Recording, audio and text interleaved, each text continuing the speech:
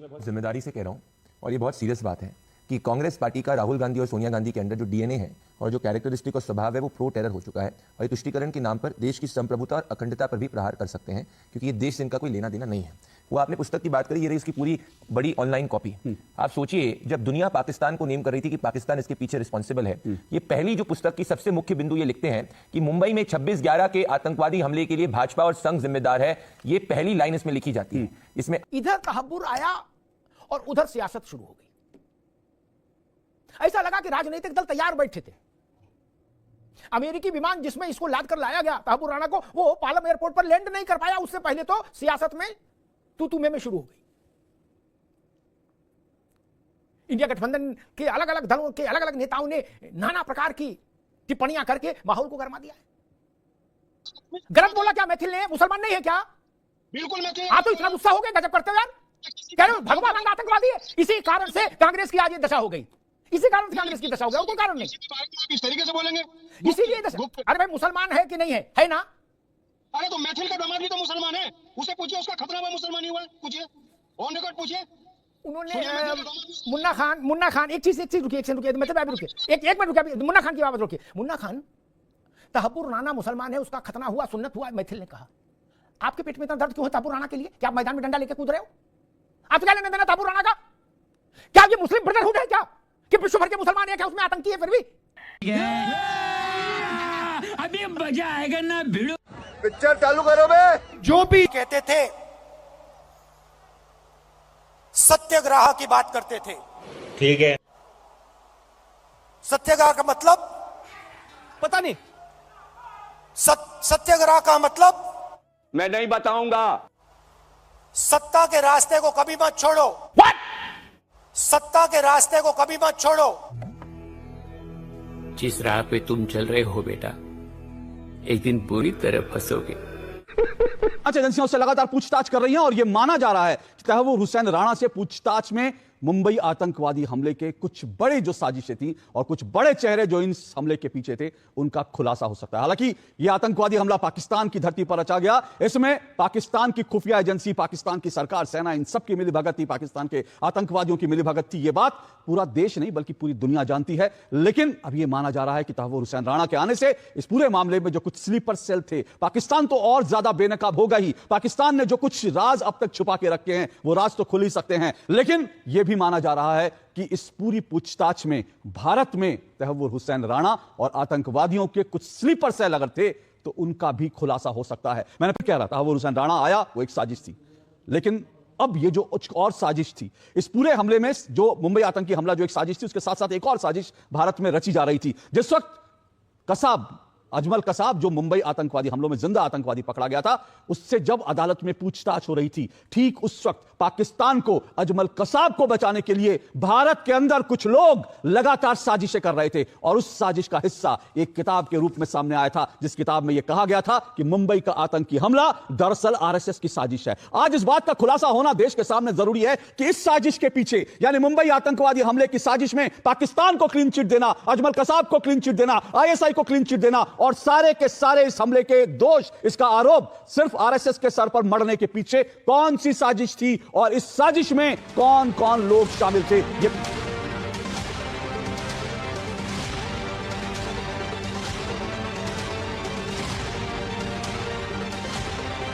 साजिश वो साजिश है जिस साजिश के तहत यह किताब लिखी गई और पाकिस्तान और आईएसआई इनको बचाने के षड्यंत्र रचे गए कि किस तरह से पाकिस्तान को क्लीन चिट दे दी जाए। मुंबई आतंकवादी हमले में अजमल कसाब को निर्दोष साबित करा जाए, जो जिंदा पकड़ा गया था, दुनिया में पहली बार ऐसा जिंदा आतंकवादी पकड़ा गया था। तो अजमल कसाब को क्लीन चिट देने, पाकिस्तान को क्लीन चिट देने, आईएसआई को क्लीन चिट देने, पाकिस्तान के आतंकवादी संगठनों को क्लीन चिट देने के लिए इस साजिश को क्यों रचा, किसने रचा? आज दो याद दिला रहा हूं, सिर्फ आपको याद दिला रहा हूं, इससे पहले मैं बाकी चीजों पर आऊं। यह उस वक्त अजमल कसाब की तस्वीर है और यह उसके हाथ में कलावा बंदा दिख रहा है, ये कलावा जिससे हिंदू आतंकवाद की थ्योरी गढ़ने की कोशिश की गई थी। यह समीर चौधरी के नाम से हिंदुस्तान में आया था। अजमल कसाब समीर चौधरी बनकर आया था, उसके आई कार्ड दस्तावेज समीर चौधरी के नाम से थे, हाथ में कलावा था और पूरी की पूरी प्लानिंग यह थी कि आतंकवादी जो हैं जिंदा पकड़े नहीं जाएंगे और मुंबई का जो आतंकी हमला था उसकी पूरे की पूरी जो साजिश है वो हिंदू आतंकवाद के नाम पर जो है वो गढ़ दी जाएगी। और यह किताब लिखकर की गई जिसको कहा गया 26/11 का आतंकी हमला जो है वो आरएसएस की साजिश है। इस किताब का विमोचन किसने किया? इस किताब का विमोचन करने में देखिए महेश भट्ट जाने माने इस किताब के लेखक है अजीज बर्नी जो दिख रहे हैं, और साथ साथ इनके महेश भट्ट है, और उनके साथ दिख रहे हैं दिग्विजय सिंह, कांग्रेस के वरिष्ठ नेता दिग्विजय सिंह, जिन्होंने 26/11 का आतंकी हमला आरएसएस की साजिश बताया। न सिर्फ बताया बल्कि उन्होंने इस किताब का विमोचन किया और उसके बाद यह कहा कि जो है आरएसएस और हिंदू संगठन जो है इस देश में इस तरह की गतिविधियां करते रहते हैं। और मत भूलिए कि जिनके राजनीतिक गुरु हैं राहुल गांधी के राजनीतिक गुरु हैं दिग्विजय सिंह, और आज भी राहुल गांधी लगातार आरएसएस का नाम लेकर कहते हैं कि आरएसएस जो है एक आतंकवादी संगठन है। वो जो है वीर सावरकर को जो है वो कायर बताते हैं, और साथ साथ राहुल गांधी लगातार आरएसएस को प्रतिबंधित करने, आरएसएस को हिंसक संगठन बनाने की लगातार कोशिश करते हैं। और ये जो है राहुल गांधी के जो राजनीतिक गुरु रहे, ये उनकी पूरी कारस्तानी है जो मैं आज आपको दिखा रहा हूं। और ये जी मैं इसका खुलासा पहले भी कर चुका हूं, जब इस पुस्तक के लेखक से कुछ साल बाद मेरी मुलाकात हुई तो इस पुस्तक के लेखक ने कहा था कि भैया मुझे तो सरकार की ओर से, तत्कालीन सरकार की ओर से, यानी कांग्रेस की सरकार की ओर से जो कुछ डॉक्यूमेंट दिया गया वो मैंने छाप दिया। और बाद में इन्होंने उस पुस्तक को लेकर जो है माफी भी कह दिया कि हाँ मैं माफी मांगता हूं, ये पुस्तक जल्दबाजी में छपी या किस तरह से मेरे पास जो गलत डॉक्यूमेंट है उसके आधार पर। लेकिन इस पुस्तक के लेखक फिर धीरे धीरे आगे आते आते सन 2013 तक आते आते देश के बहुसंख्यक समाज को दंगाई साबित करने के लिए कम्युनल बिल जो लाया गया था, कम्युनल वायलेंस बिल जो लाए, वो कुल मिलाकर के एक 360 डिग्री प्लानिंग थी कि ये जो देश का बहुसंख्यक हिंदू समाज है, इस हिंदू समाज को आतंकवाद का प्रणेता, भगवा आतंकवाद, हिंदू आतंकवाद, इन शब्दों से, इन उपाधियों से नवाजा जाए, और कहीं ना कहीं मुसलमानों को जो उस समय थोड़ा कॉर्नर्ड इन सब घटनाओं के कारण से फील कर रहे थे, उनको कहीं ना कहीं एक ब्रीदर दिया जाए कि भाई ये केवल आप ही नहीं कर रहे हो, ये इधर उधर से भी हो रहा है, इसलिए आप बहुत अधिक चिंता मत करिए। राजीव, और लेकिन मैं इसमें एक चीज समझ, वो तो ठीक है, देश की जनता ने 2014 में ये तमाम प्रयास समझे और उन्होंने एक राजनीतिक तौर पर इस देश में जो सफाई अभियान चलाया वो देश की जनता ने चलाया। मैं ये जानना चाहता हूं क्या ये जो पूरी साजिश थी, क्या इस साजिश का सच देश के सामने, आखिर किताब किसने लिखी, किसने लिखवाई, किसके इशारे पर लिखी गई, और क्या इसके पीछे सूत्र कौन कौन थे, क्या ये सब देश को आज जानने का अधिकार नहीं है? नहीं, देश को यह जानने का अधिकार तब भी था, ये देश को जानने का अधिकार अब भी है, परंतु मैं ये मानता हूं देश की जनता ने ये समझा कि ये किसने किया है। इसी के कारण से 2014 में और 2014 से लेके आज तक भी कांग्रेस का नाम लेवा नहीं है कहीं पर भी। आप दिग्विजय सिंह जी की प्रेस कॉन्फ्रेंस, जिसमें सीधा सीधा अशोक सिंघल जी को, संघ के दूसरे बड़े 2 नेताओं को, इंद्रेश जी को और मोहन भागवत जो आज के संघ के प्रमुख हैं, जहां पर वो आरोपित उस समय में बिल्कुल करने का एक पूरा षड्यंत्र था। और कहीं ना कहीं अगर ये 2014 में सरकार का परिवर्तन नहीं होता, संघ पर डेफिनेटली बैन लगता, मोहन भागवत जी को और इंद्रेश जी को जेल में डाला जाता, और शायद जब तक वो सरकारें ना बदलती है जेल से बाहर नहीं आते। और अजीत बर्नी ने जब माफी मांगी, उन्होंने कैटेगोरिकली बोला कि मेरे को ये दस्तावेज दिए गए, और हम इन सब किरदारों में एक जो बड़ा किरदार भूल जाते हैं, वो है महेश भट्ट का बेटा राहुल भट्ट, जो हेडली को लेकर के पूरे मुंबई में घूम रहा था, जिसके माध्यम से हेडली ने पूरी सरकार, पूरे मुंबई की रेकी की, और उस रेकी के आधार पर अपनी पूरी योजना की। और उसका बड़ा मासूमियत से यह बयान दे देना कि एक अमेरिकन पाकिस्तानी जो है वो, या पाकिस्तानी अमेरिकन जो है वो यहाँ आया और मुझे मालूम नहीं था वो आतंकवादी है, और मैंने उसको घुमा दिया, और उसके पिता उसी किताब के विमोचन के डायस पर मिलते हैं। बिल्कुल नहीं, जो आप कह रहे हैं वो एक महत्वपूर्ण कड़ी है, इसमें कोई दो राय नहीं, और जाहिर सी बात है, पर वो तो बड़ा छोटा सा मोहरा हो सकता है। मैं तो कह रहा हूं इसमें बहुत बड़े बड़े जो है मोहरे शामिल है, उनके चेहरे से बेनकाब उतरना चाहिए। जो कुछ किया गया था वो कांग्रेस की जो साजिश अगर थी, तो इसमें एक और बड़ी साजिश थी। इसमें सिर्फ आरएसएस नहीं, बल्कि इसमें भारत के आज वर्तमान प्रधानमंत्री नरेंद्र मोदी और गुजरात के उस वक्त के तत्कालीन मुख्यमंत्री जो है नरेंद्र मोदी को भी इस पुस्तक में बाकायदा जो इस मुंबई आतंकी हमला है उसका जिम्मेदार ठहराने की कोशिश की गई है। कैसे देखते हैं इस साजिश को? आ जाओ। अशोक जी, मैं बहुत जिम्मेदारी से कह रहा हूं, और ये बहुत सीरियस बात है कि कांग्रेस पार्टी का राहुल गांधी और सोनिया गांधी के अंदर जो डीएनए है और जो कैरेक्टरिस्टिक और स्वभाव है वो प्रो टेरर हो चुका है, और ये तुष्टीकरण के नाम पर देश की संप्रभुता और अखंडता पर भी प्रहार कर सकते हैं, क्योंकि ये देश से इनका कोई लेना देना नहीं है। वो आपने पुस्तक की बात करी, ये रही इसकी पूरी बड़ी ऑनलाइन कॉपी। आप सोचिए, जब दुनिया पाकिस्तान को नेम कर रही थी कि पाकिस्तान इसके पीछे रिस्पॉन्सिबल है, ये पहली जो पुस्तक की सबसे मुख्य बिंदु ये लिखते हैं कि मुंबई में 26/11 के आतंकवादी हमले के लिए भाजपा और संघ जिम्मेदार है। ये पहली लाइन इसमें लिखी जाती है। इसमें आगे चलकर ये इंडियन मुजाहिदीन और साथ में लश्कर तैयबा को भी क्लीन चिट यहां पे देते हैं, और हाफिज सईद को भी क्लीन चिट देते हैं। मैं नहीं बोल रहा, पुस्तक से अंश में कोट कर रहा हूं, मैं आपको एग्जैक्ट पेज नंबर ही बता सकता हूं, पेज नंबर 11 पे ये कहा गया है। तो कांग्रेस पार्टी ने अपने तुष्टीकरण के वोट के लिए हमारी भारत की संप्रभुता और अखंडता को क्वेश्चन किया, और ये पूरा इकोसिस्टम है। मैं कहता हूं सबका पर्दाफाश होना चाहिए और सब देश के सामने बेनकाब होने चाहिए। दिग्विजय सिंह, ये जो पुस्तक के पीछे कौन लोग थे, किसने लेखक को पैसे दिया, वो कौन थे जिसने 25,000 कॉपीज करी, और इनकी अब नीति देखिए अशोक जी। जब 2008-9 में जब तऊर राणा पकड़ा जाता है, 11 के अंदर यूएस कोर्ट द्वारा ये बरी हो जाता है। 11 के बाद 12, 13, 14 के अंदर इन्होंने अपने केस को और पुख्ता करके एक सप्लीमेंट्री जो है केस तक नहीं दाखिल किया, डिप्लोमेटिक एक्सट्रेडिशन तक नहीं सीख किया। क्यों? क्योंकि मनमोहन सिंह ने पब्लिकली प्लेटफॉर्म पे बोला कि उन्हें गर्व है कि पाकिस्तान के खिलाफ उन्होंने सर्जिकल स्ट्राइक नहीं करी थी। 2019 में पहली बार डिप्लोमेटिक एक्सट्रेडिशन स्ट्राइक किया गया था, और उस वक्त आपने बिल्कुल सही कहा कि ये हिंदू आतंकवाद की बात करें। मेरे पास एक केबल है, उस वक्त के मैं एग्जैक्ट आपको कोट करूंगा कि माइनॉरिटी अफेयर्स मिनिस्टर थे AR अंतुले। AR अंतुले कहते हैं कि ये हिंदू आतंकवादी है। उस पर जब दिग्विजय सिंह से सवाल पूछा जाता है, और ये मैं नहीं कह रहा, यूएस डिप्लोमेट्स कह रहे हैं, वो ये कहते हैं कि AR अंतुले ने जो बोला है वो गलत क्या बोला है, इसकी जांच होनी चाहिए कि क्या RSS और हिंदू नेता 26/11 के पीछे। तो भगवान का शुक्र है कि वो हमारे कांस्टेबल तुकाराम उमले जी ने कसाब को जिंदा पकड़ा, वरना मैं आपको लिख के दे रहा हूं, कांग्रेस पार्टी पाकिस्तान को नहीं, हिंदुस्तान के अंदर हमारे हिंदूवादी संगठनों को इसके लिए ब्लेम करती है। और ये सिर्फ एकलौती बात नहीं है अशोक जी, आपने रिपोर्ट करा है बटला, उसके वक्त सोनिया गांधी का इंसिडेंट उठा के देख लीजिए, ये सर्जिकल स्ट्राइक के वक्त में प्रूफ मांगने की बात कर लीजिए, और इंडियन स्टेट से लड़ाई की बात कर लीजिए। तो ये एक पूरा पैटर्न है कांग्रेस पार्टी का, जहां लश्कर तैयबा, जैश ए मोहम्मद, तमाम ऐसे आतंकी संगठनों को ये बैक करते हैं। और 10 सेकंड अपनी बात कंप्लीट करूंगा। आप इनकी नीति देखिए, 2008 में बंबई टेरर अटैक हुआ, एक साल के अंदर ये शर्मल शेख के अंदर पाकिस्तानी प्रीमियर के साथ में जाते हैं, और जानते हैं joint statement ministry of external affairs का 2009 में क्या होता है, ये कहते हैं कि वी आर डीलिंकिंग, ये एग्जैक्ट वर्ड्स है उस जॉइंट स्टेटमेंट के, डीलिंकिंग टेरर फ्रॉम टॉक्स। मतलब एक साल पहले जो हमारे देश की संप्रभुता और अखंडता पर अशोक जी जो हमला हुआ, हमारे देश के प्रधानमंत्री ये जाके कहते हैं कि we will delink it from the talks, मतलब हम बातचीत करेंगे, हुआ हमला हुआ। और ये बात की पुष्टि सुशील कुमार शिंदे ने 2018 के अक्टूबर के पॉडकास्ट में भी करी थी, जिसका आपने एक शो भी किया था, जब उन्हें बोला था मैं तो नहीं चाह रहा था भगवा आतंकवाद शब्द हो, मुझे पार्टी के हाईकमांड से कहा गया कि आप भगवा आतंकवाद शब्द बोलो। 16 वर्षों तक इस आतंकी को अपने देश लाने का हम प्रयास करते रहे, तब जाके सफलता मिली। लेकिन इधर तहब्बुर आया और उधर सियासत शुरू हो गई। ऐसा लगा कि राजनीतिक दल तैयार बैठे थे। अमेरिकी विमान जिसमें इसको लाद कर लाया गया तहब्बुर राणा को, वो पालम एयरपोर्ट पर लैंड नहीं कर पाया, उससे पहले तो सियासत में तू में शुरू हो गई। इंडिया गठबंधन के अलग अलग दलों के अलग अलग नेताओं ने नाना प्रकार की टिप्पणियां करके माहौल को गर्मा दिया है। उद्धव ठाकरे की पार्टी के बड़े नेता वो कह रहे हैं कि संजय राउत ये तहब्बुर फेस्टिवल चल रहा है। मैथिल जी, कल 6:22 पर जहाज लैंड किया, अमेरिकी जहाज पालम में, और तब से लेके अब तक जाने कैसी कैसी बीन बजाई जा रही है। कोई कह रहा तहब्बुर फेस्टिवल हो गया, कोई कह रहा बिहार चुनाव का मसला है, कोई कह रहा कि तहब्बुर को लाने से क्या होगा। और तो और जिस मुंबई पर हमला हुआ, अन्य अपराधों के साथ साथ उस हमले का मास्टरमाइंड तहब्बुर, उस राज्य के पूर्व मुख्यमंत्री और एक दौर में मनमोहन सिंह जब प्रधानमंत्री थे यूपीए 1 में, तो उनके प्रधानमंत्री कार्यालय में राज्य मंत्री रहे पृथ्वीराज चौहान क्या कह रहे हैं कि इसका फ्री एंड फेयर ट्रायल होना चाहिए, इसको पूरी कानूनी मदद मिलनी चाहिए। इसकी चिंता इतनी क्यों तहब्बुर की है? मैथिल जी। धन्यवाद। पहले तो आपको और पूरे देश को भारत माता की जय, वंदे मातरम। और आज 2008 में जो हमारे हजारों निर्दोष भारतीयों की हत्या में लिप्त तहब्बुर राणा था, आज वो भारत की जेल के अंदर है। इससे बड़ी श्रद्धांजलि हमारे शहीदों को हो नहीं सकती।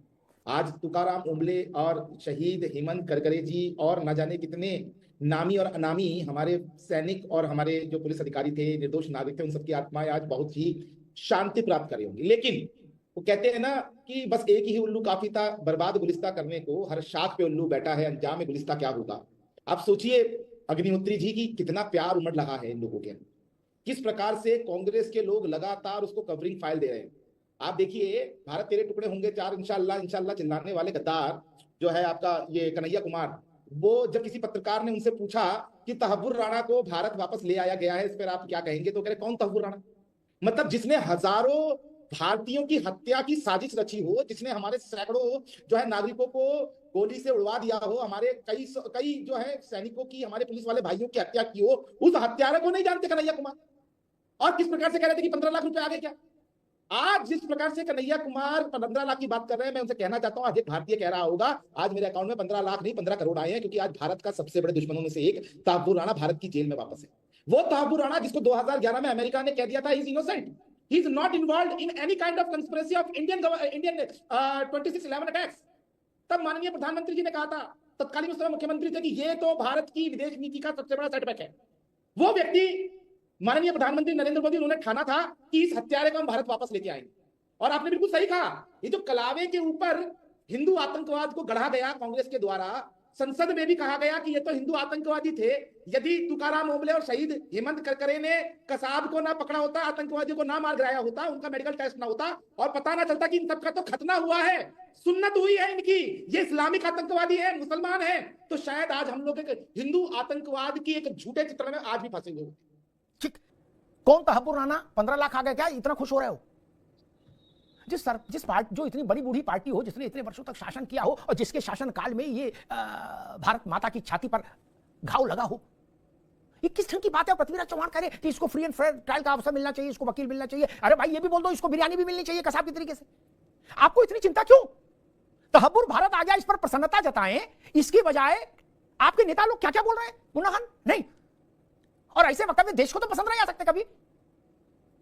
चैनल पे मैं अमिताभ जी सुन रहा था, अभी हमारे राजनीतिक विश्लेषक है और हमारे मित्र भी है कि खतना होगा, सुन्नत होगा, तो तहब्बुर राणा इसके खानदान का खतना करेगा अगर जिंदा रह गया तो।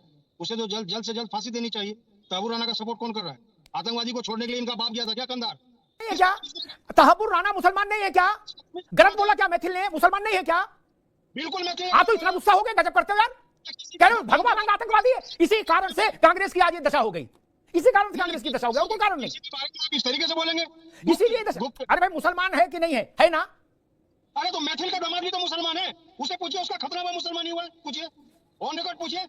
उन्होंने मुन्ना खान एक चीज रुकिए, मतलब अभी रुकिए, एक मिनट रुकिए, मुन्ना खान की बात रुकिए। मुन्ना खान, तहब्बुर राणा मुसलमान है, उसका खतना हुआ, सुन्नत हुआ, मैथिल ने कहा। आपके पेट में इतना दर्द क्यों है तहब्बुर राणा के लिए? क्या आप मैदान में डंडा लेकर कूद रहे हो? आप क्या लेने देना तहब्बुर राणा का? क्या ये मुस्लिम ब्रदरहुड है क्या कि विश्व भर के मुसलमान है क्या उसमें आतंकी है? फिर भी गजब करते हो यार। आपको क्या तकलीफ? आपको क्यों तकलीफ हुई? आपको उसको पार्टी में जनरल सेक्रेटरी बनाना है, आपको उसको चुनाव लड़वाना है, आपको उसको सीडब्ल्यूसी में लाना है, आपको क्या तकलीफ है? आपसे पूछना चाहता हूं। और गजब बात करते हो। जो तर्क नहीं, अभी रुकना होगा, सुनिए। जो तर्क तहब्बुर राणा के वकील ने अमेरिकी कोर्ट में दिया, वो बात अगर मैथिल ने दोहरा दी तो कौन सा गुनाह हो गया? उसने दो बातें कही कि हम, तीन बातें कि हमको इसलिए ना भेजो कि मुसलमान है, दूसरा हमको इसलिए ना भेजो कि पाकिस्तानी है, और तीसरा हमको इसलिए ना भेजो कि हम बड़े बूढ़े हैं, हमें बीमारियां हैं। जो आदमी खुद कह रहा मुसलमान है, इस ये प्रिविलेज एंजॉय करना चाहता, उसको मैथिल जी बोलते हैं तो आपको तकलीफ है?